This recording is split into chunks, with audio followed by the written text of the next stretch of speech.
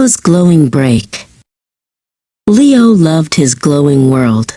With the tap of a finger, he could race cars, build universes, and battle dragons.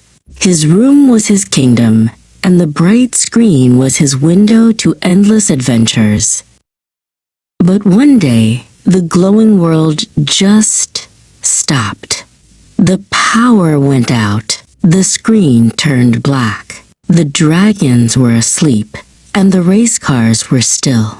Leo's room was suddenly quiet and dark. "What am I supposed to do now?"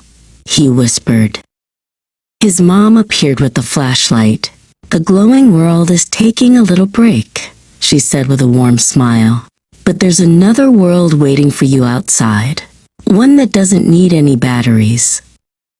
Leo stepped outside. The sun was so bright, everything was so green.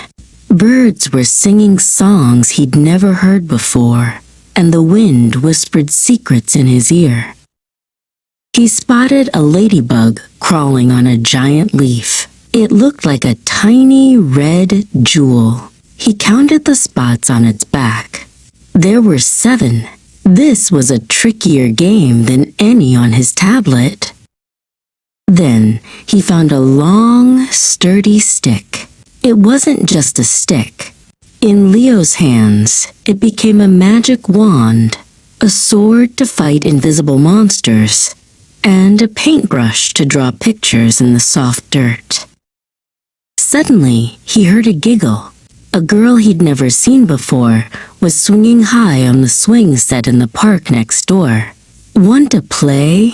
she called out. Her name was Lily. Together, Leo and Lily built the tallest sandcastle the world had ever seen, with seashells for windows and a feather for a flag. They laughed so hard their tummies hurt. It was better than any multiplayer game.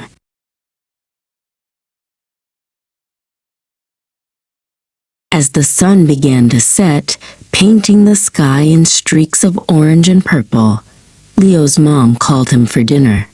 He was tired, but it was a good kind of tired. His knees were muddy, and his hair was messy.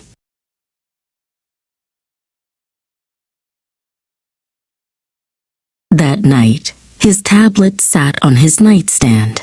The power was back on, but Leo didn't dream of dragons or race cars. He dreamed of ladybugs, sandcastles, and the sound of a new friend's laughter. The real world, he discovered, had the very best adventures of all.